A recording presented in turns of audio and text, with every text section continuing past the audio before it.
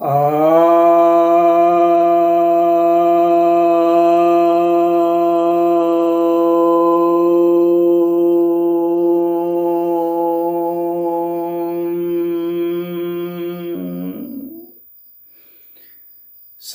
भक्तजनों को सप्रेम नमन। भक्तों, आज मैं एक बहुत महत्वपूर्ण जिज्ञासा और इस देश में जो एक महत्वपूर्ण विवाद खड़ा किया गया है एक कोचिंग इंस्टीट्यूट द्वारा, उसी पर यह वीडियो बना रहा हूँ। तो शुभम गोले जी हैं, उन्होंने लिखा है कि गुरुजी प्रणाम, मैं ये कंट्रोवर्सी हुई है दृष्टि आईएएस की, आपकी इस पर क्या राय है? क्या ग्रंथों में किस हद तक मिलावट की गई है, जिनको प्रमाण की तरफ पेश करके ये लोग भ्रष्टता फैला रहे हैं? इस पर उपाय क्या करना चाहिए, कृपया मार्गदर्शन करें।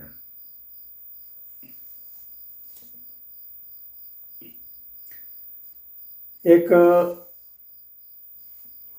दृष्टि यूपीएससी आईएएस कोचिंग क्लास चलाने वाले हैं, जिनका नाम है विकास दिव्य कीर्ति, डॉक्टर विकास दिव्य कीर्ति। इन्होंने वाल्मीकि रामायण का और महाभारत का रामोपाख्यान का उदाहरण देते हुए, दृष्टांत देते हुए यह सिद्ध किया है, यह दर्शाया है कि सीता के प्रति राम का व्यवहार बहुत ही अमर्यादित था।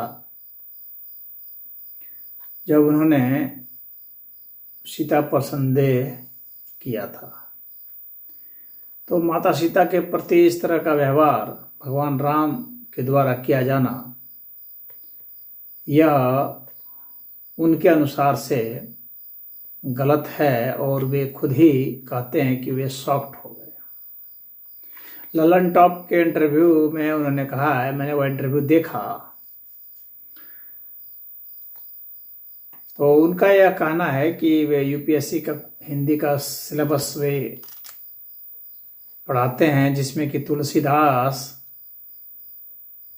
की जो रचना है रामचरितमानस, उसमें तुलसीदास ने किस तरह से मतलब एक आधुनिक सोच के साथ समाज को आगे ले जाने की कोशिश की है, उसके विषय में वह बताते हैं।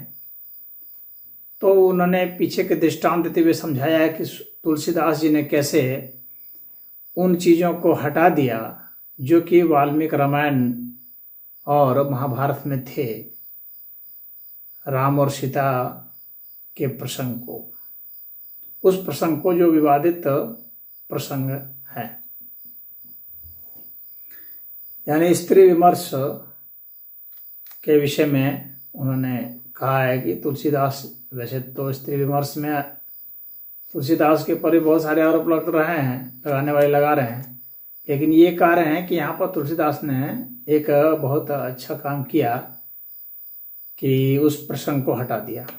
अब इनका यह कहना है कि वाल्मीकि रामायण में जो प्रसंग है उस पर उन्होंने जो बात की है, तो एक जवाहरलाल नेहरू यूनिवर्सिटी के एक प्रोफेसर हैं पुरुषोत्तम अग्रवाल, उनकी पुस्तक है संस्कृति वर्चस्व प्रतिरोध, उसका उन्होंने कोट करते हुए फिर वो लिखा है।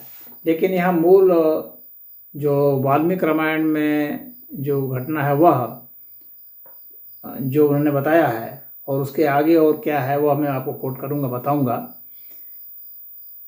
उन्होंने बहुत उसका साधारण सा ही वो अर्थ समझ लिया है और बहुत थोड़े से एक दृष्टांत को लेकर के किया है, उसके आगे जो स्पष्टीकरण है वाल्मीकि रामायण में ही और महाभारत में भी, तो उसको इन्होंने जानबूझ कर छोड़ दिया है।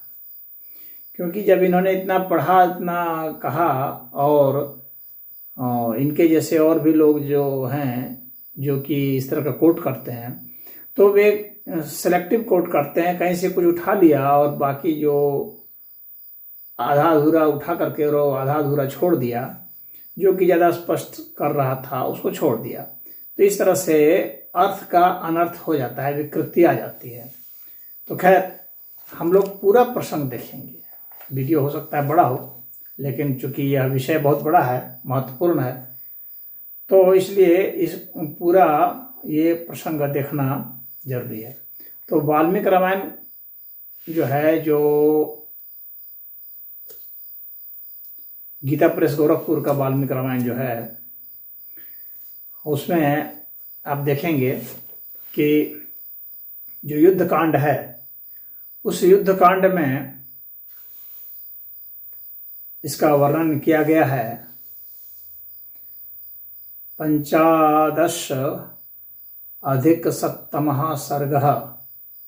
उसमें यह वर्णन है, पृष्ठ संख्या 1413 से शुरू है, लेकिन जो इन्होंने कोट किया है जहाँ तक, तो वो 1414 पेज है, और उसमें उसका इन्होंने कोट किया है। तो इसमें क्या कहते हैं, तो मैं हिंदी में ही पढ़ देता हूँ ताकि आपको सुविधा हो समझने में, तो फिर बार बार उसको संस्कृत हिंदी पढ़ते रहना पड़ेगा। फिर भी जो इन्होंने कोट किया है उसको एक को तो संस्कृत में पढ़ ही देता हूँ। तो इस सर्ग का जो 16वां श्लोक है उसको इन्होंने कोट किया है, रक्षता तु मया वृत्तं पवादं च सर्वतः प्रख्यातस्यात्मवंशस्य नयंकं च परिमार्जता। अर्थात सदाचार की रक्षा,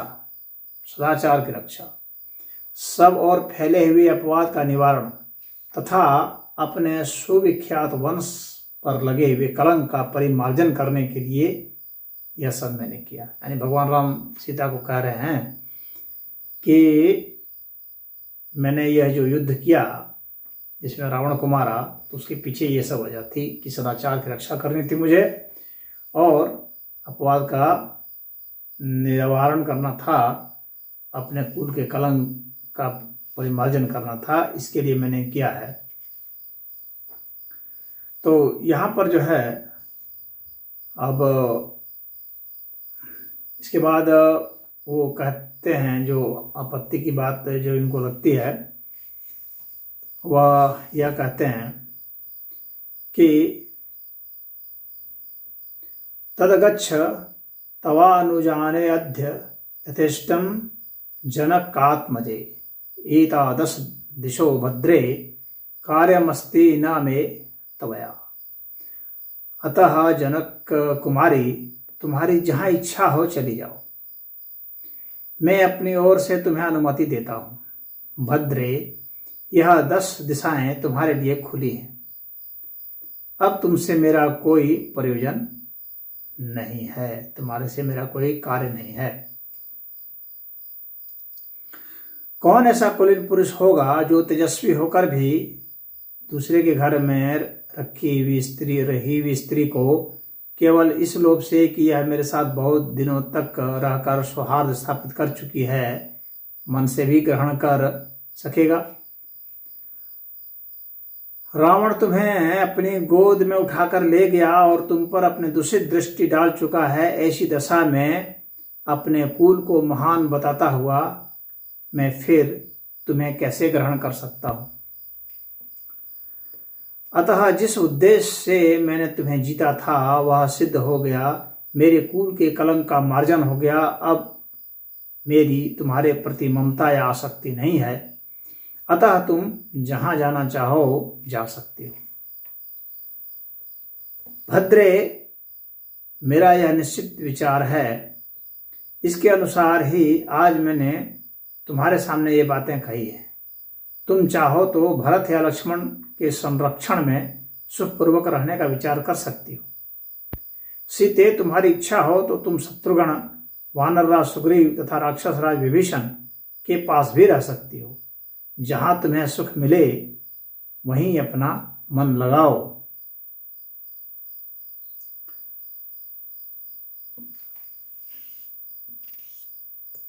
अब इसके उत्तर में जो सीता कहती है वह भी आप सुन लीजिए। तो माता सीता क्या कह रही है?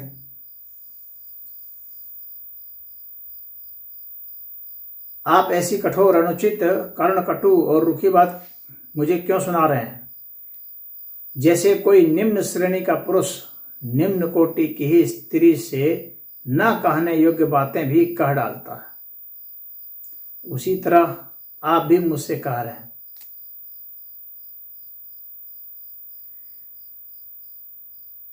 हे महाबाहो, आप मुझे अब जैसी समझते हैं वैसी मैं नहीं हूं। मुझ पर विश्वास कीजिए, मैं अपने सदाचार की ही शपथ खाकर कहती हूं कि मैं संदेह के योग्य नहीं हूं। ये सब बात ये विकास देवी कीर्ति जी नहीं सुना रहे थे, वो सुना रहे थे जो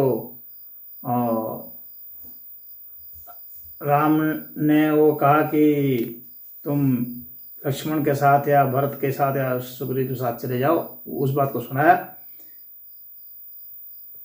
और इसमें बहुत काट काट के सुनाया, जो सदाचार की बात है ये सब नहीं सुनाया।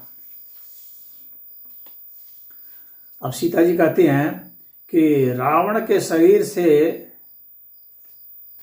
हाँ एक बात और बीच में पढ़ना भूल गया मैं, नीच श्रेणी की स्त्रियों का आचरण देखकर यदि आप समुची स्त्री जाति पर ही संदेह करते हैं तो यह उचित नहीं है।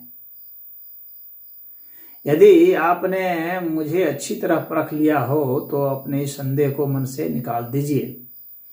प्रभु, रावण के शरीर से जो मेरे इस शरीर का स्पर्श हो गया, इसमें मेरी विवशता ही कारण है। मैंने स्वेच्छा से ऐसा नहीं किया था, इसमें मेरे दुर्भाग्य का ही दोष है।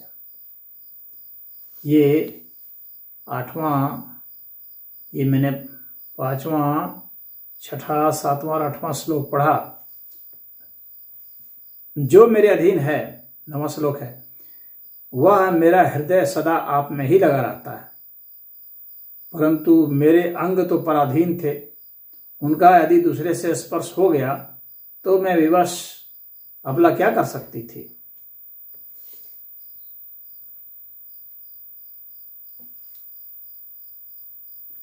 दूसरों को मान देने वाले प्राणनाथ, हम दोनों का परस्पर अनुराग सदा सदा साथ बढ़ा है। हम सदा एक साथ रहते आए हैं। इतने पर भी यदि आपने मुझे अच्छी तरह नहीं समझा तो मैं सदा के लिए मारी गई।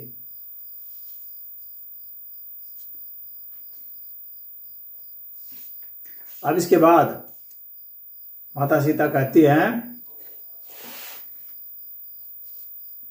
14वें श्लोक में कि आपने ओछे मनुष्य की भांति केवल रोष का ही अनुसरण करके मेरे शील स्वभाव का विचार छोड़कर केवल निम्न कोटि की स्त्रियों के स्वभाव की ही भांति अपने सामने रखा है।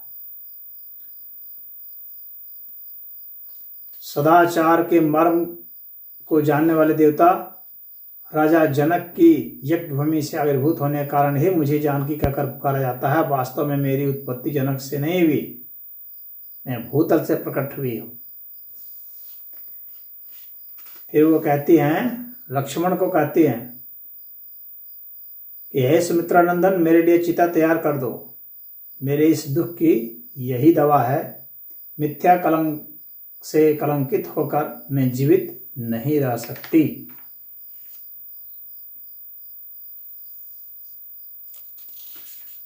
अब इसके बाद जो उन्होंने इसमें से एक ही दृष्टांत तो उन्होंने दिया था कि जिसमें वो कह रहे हैं कि भाई तुम लक्ष्मण के साथ चले जाओ और सुग्रीव के साथ उसके साथ जा सकते हो। और इसके बाद एक दृष्टांत तो उन्होंने रामोपाख्यान से महाभारत से दिया है, महाभारत के दूसरे खंड से जो रामोपाख्यान पर्व है, जो 291वां अध्याय है और 918 पृष्ठ संख्या है, गीता प्रेस गोरखपुर का। तो उसमें जो श्री राम का सीता के प्रति संदेह है उसका उन्होंने उदाहरण देते हुए कहा है कि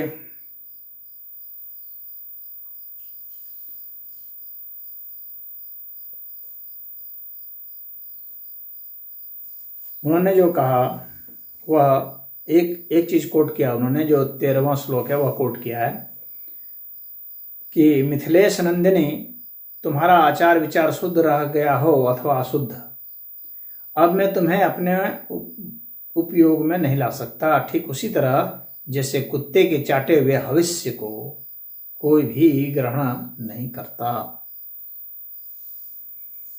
यह बात उन्होंने दृष्टांत में कही है। इससे श्री राम का सीता के प्रति जो संदेह है वह कहा कि इस तरह से उन्होंने नारी जाति के खिलाफ में इस तरह से वक्तव्य दिया है और उन्होंने अपनी ऐसी सोच रखी है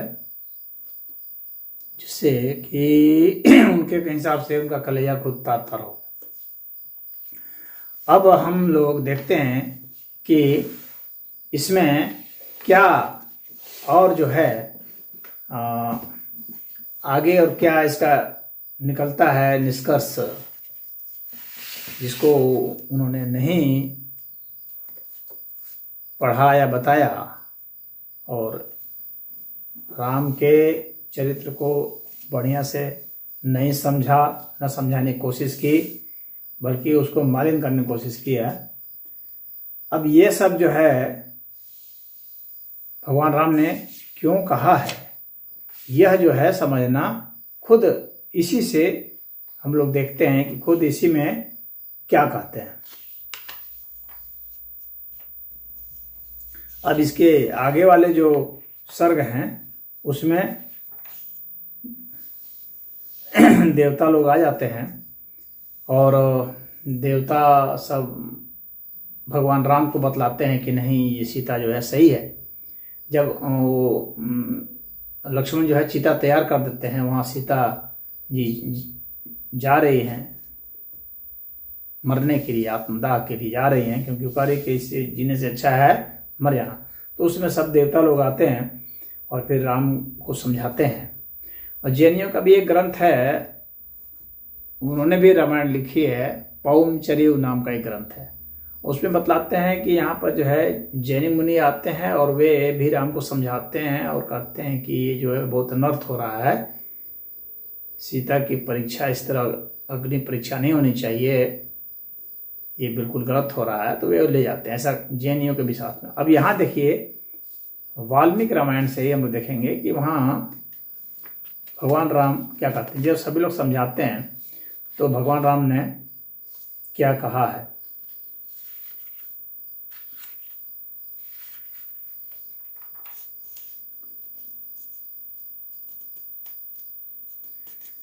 ये बहुत ही महत्वपूर्ण है। भगवान राम एक पति थे, एक पुरुष थे, एक सामाजिक व्यक्ति थे, एक राजा थे। ये सब बातें समझनी चाहिए और उसके हिसाब से अब भगवान राम ने जो जवाब दिया है वह सुनिए, बहुत जबरदस्त जवाब दिया है उन्होंने। आखिर उन्होंने ऐसा क्यों किया, बस उसके अगले ही अध्याय में। तो ये सारी बात समझ करके ही कोई चीज कहनी चाहिए। उन्होंने बहुत रिवर्स साइकोलॉजी का प्रयोग किया है, ये बहुत कम जगह मिलता है शास्त्र में। मुझे तो लगता है कि ये पहली बार ही मिल रहा है, इसके पहले नहीं और कहीं मिलता है। रिवर्स साइकोलॉजी बहुत महत्वपूर्ण होता है। अब समझिए रिवर्स साइकोलॉजी क्या है जिसको भगवान राम ने प्रयोग किया है, ये बाद में बताते हैं। जब ये सब देवता लोग आकर कहते हैं तो भगवान राम क्या कहते हैं। तो भगवान राम उन लोगों को हाथ जोड़ करके कहते हैं, क्या कहा है, ये जो 13वां 14वां श्लोक है, 15वां श्लोक है, उसमें ये कहा है, 18 अधिक 7वां सर्गः में पेज नंबर 420। इसमें क्या कहा है भगवान राम ने, सभी अग्निदेव को, ब्रह्मा को, शिव को, सबको हाथ जोड़ करके क्या कहा है, कहा है कि लोगों में सीता जी की पवित्रता का विश्वास दिलाने के लिए इनकी यह शुद्धि विषयक परीक्षा आवश्यक थी, क्योंकि शुभ लक्षणा सीता को विवश होकर दीर्घ काल तक रावण के अंतःपुर में रहना पड़ा है।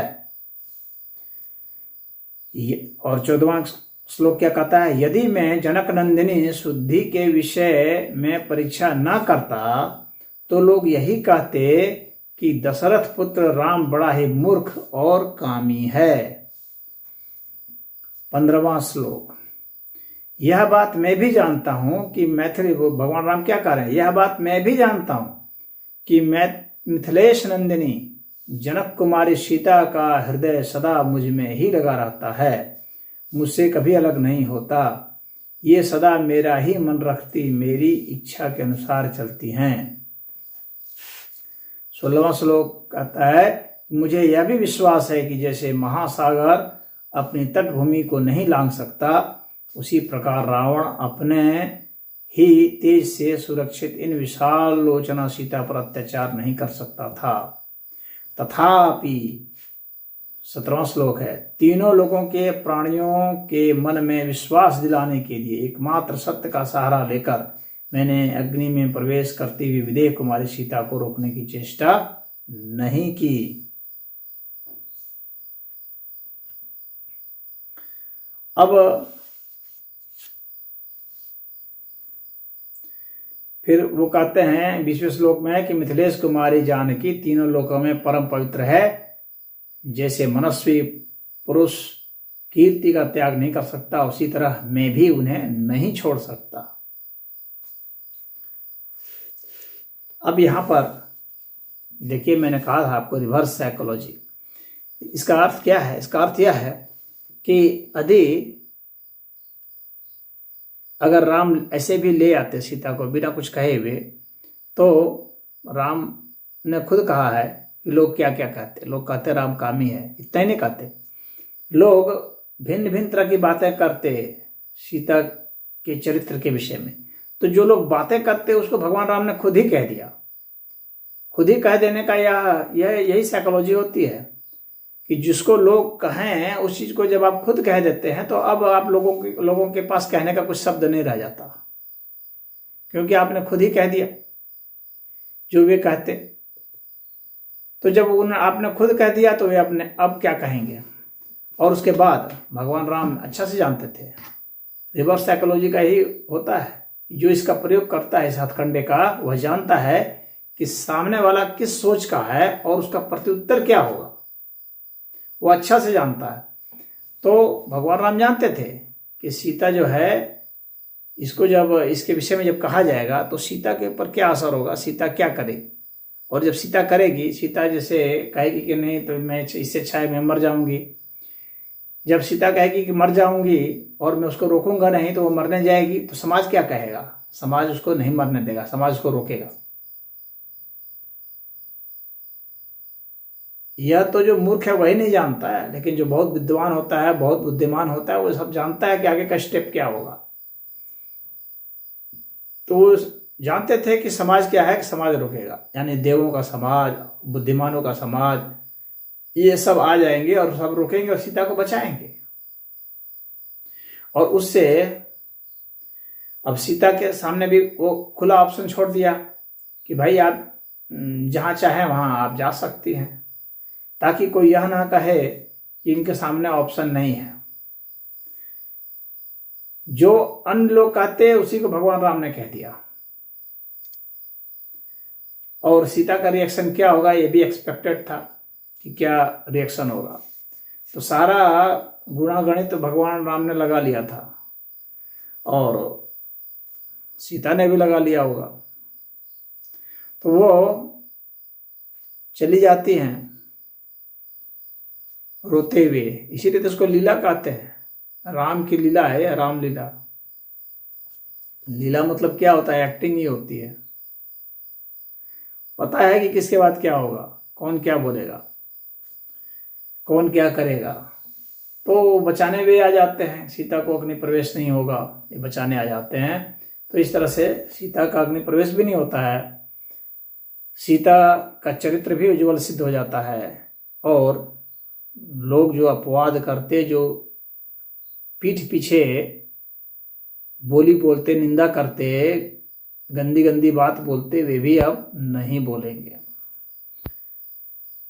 तो यह जो है उस परिस्थिति में जो भगवान राम के सामने और माता सीता के सामने जो यह स्थिति आई थी, तो देवी सीता भी और राम भी दोनों ही उस स्थिति से अपने को निकालने में समर्थ हो गए इस तरीके से। अब प्रश्न उठता है शुद्ध रूप से कि क्या अन्य जो वो हैं, स्त्रियां हैं, उनके ऊपर ये सब क्या गुजरेगी? अन्य स्त्रियों में भी अगर कोई इस तरह से छोड़ दिया जाए। सीता को जबरदस्ती अग्नि में डाला नहीं गया था। ना राम ने कहा था कि तुम्हें अग्नि परीक्षा देनी है। सीता ने स्वयं कहा कि चिता में मैं चढ़ जाऊंगी। राम ने फोर्स नहीं किया। राम ने तो कहा कि भाई तुम जहां चाहो जा सकती हो, आजाद हो, जिसके साथ चाहो रह सकती हो, आजाद हो। राम ने फोर्स नहीं किया। यह नहीं कहा जाएगा कि राम ने कहा कि तुम जो है अग्नि परीक्षा दो, ऐसा तो राम ने नहीं कहा। ये तो स्वयं सीता ने कहा। और सीता ने यह भी नहीं कहा कि मैं परीक्षा देने जा रही हूं, ऐसा नहीं कहा। सीता ने तो यह कहा कि इस लांछन से अच्छा है कि मैं मर जाऊं। और आप देखेंगे अक्सर स्त्रियां इस तरह की बातें करती हैं कि जब देखते हैं कि भाई अब कहीं कोई है नहीं, तो कहे कि इतने आरोप लग रहे हैं जो हमारे ऊपर सिद्ध ही नहीं होते हैं, तो अब हम कहाँ जाएं, इससे अच्छा कि हम मर जाएं। इस तरह का रिएक्शन उनकी तरफ से आता है। ये एक्सपेक्टेड रिएक्शन है। इस साइकोलॉजी को समझिए। तो इस तरह से इस रिवर्स साइकोलॉजी को समझ करके भगवान राम ने सब किया और वे उसमें सफल भी हुई। क्योंकि एक राजा को बहुत कुछ सोचना पड़ता है। प्रजा के विषय में सोचना है, समाज के विषय में सोचना है, दूसरे देशों के भी राजा प्रजा जो कहेंगे वो भी सोचना है। तो सब कुछ सोचते हुए ही उन्होंने सही जवाब दिया। अब हम महाभारत में आते हैं कि महाभारत में ऐसा तो इस तरह का कोई प्रसंग है ही नहीं। तो महाभारत में क्या प्रसंग है? तो महाभारत में यही है कि भाई जो मैंने सुनाया आपको, जो उन्होंने डॉक्टर विकास ने जो दिया है, तो उन्होंने जो वही कहा है कि कुत्ते के चाटे हविष को भी ग्रहण नहीं करता, ये उन्होंने दिया है। लेकिन उसके आगे का जो उन्होंने ये आश्चर्यचकित करने वाली बात है कि उसके आगे का जो व्याख्यान है उसको क्यों नहीं दिया। तो उसके आगे क्या होता है? उसके आगे यह होता है कि सीता कहती है कि मैं निर्दोष हूं। हाँ, और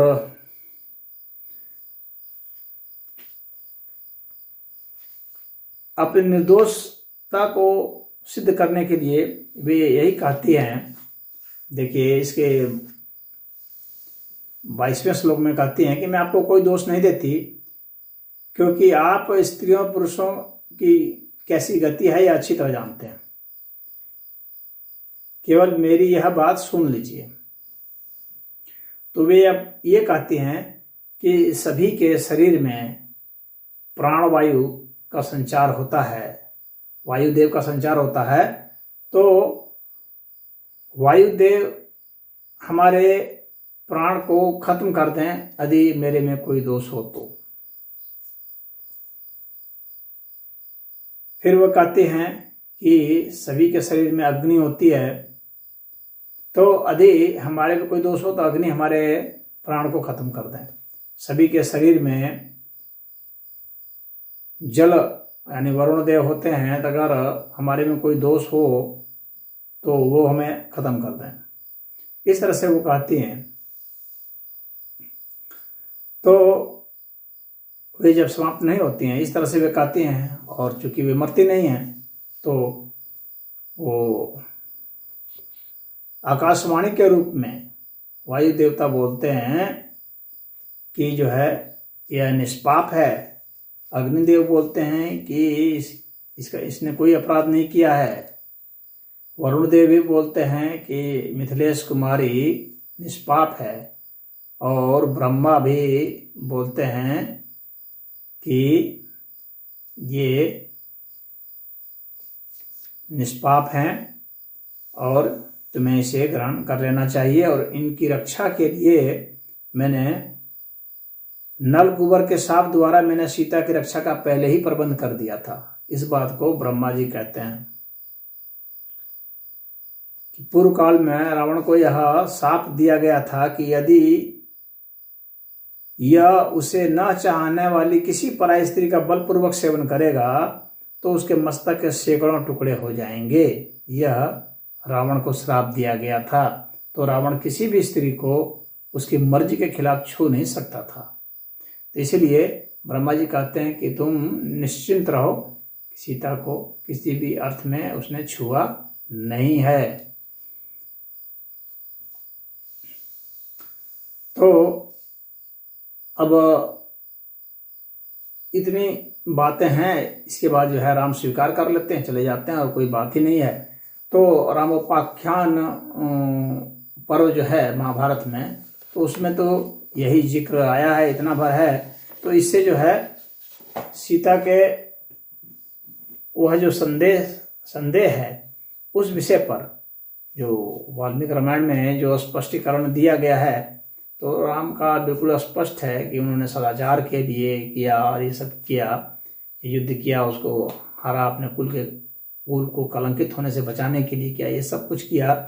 और वो सब जानते थे कि सीता जो है वह निर्दोष है, लेकिन उन्होंने इस तरह से उस चीज़ को प्रस्तुत किया। एक राजनीतिज्ञ व्यक्ति को सामान्य व्यक्ति से थोड़ा अलग हट करके संवाद करना पड़ता है समाज में, तभी वह समाज में अपनी प्रतिष्ठा को बचा पाता है।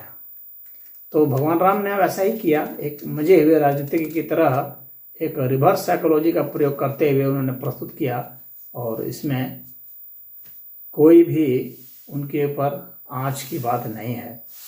तो यही मैं कहना चाहूँगा। तो यहाँ पर उन्होंने जो विकास दिव्य कीर्ति जो है, तो उन्होंने सारा प्रसंग को अच्छे ढंग से नहीं रखा, उन्होंने आधे अधूरे प्रसंग को रखा, शायद बहुत ज़्यादा सेंसेशन पैदा करने के लिए। शायद चूँकि उन्हें अपना कोचिंग क्लास चलाना है, तो अधिक से अधिक उनका इस विवाद के कारण जो है उनकी चर्चा हो जाए और उनका वो बढ़ जाए, बस ऐसे का ऐसे ही उद्देश्य होता है। या फिर उनका इसके अलावा भी उनका यह भी उद्देश्य होगा कि वो वामपंथी विचारधारा के होंगे, उसी से प्रभावित होंगे, और उन्होंने इस तरह की बातें कह दी। और उनके जो है व्यक्तिगत विषय में तो खैर मैं नहीं जाऊंगा। वैसे कुछ लोग कहते हैं कि उन्होंने IAS किया भी नहीं है, जबकि वो झूठा प्रचार करते हैं कि IAS किया हुआ है। तो यह तो खैर उनका व्यक्तिगत मामला है जो उनको जवाब देना चाहिए। लेकिन जहाँ तक भगवान राम और सीता का प्रसंग था, तो वहाँ पर भगवान राम को किसी प्रकार का कोई संदेह नहीं था। उन्होंने बस एक राजनीतिक स्टेटमेंट दिया था, और राजनीतिक स्टेप उठाने के लिए वे मजबूर हुए थे, ताकि लोगों के दिमाग में अपनी ही बात को फिट कर सकें, अपनी बात उनके मुंह से बुलवा सकें। हरि ओम।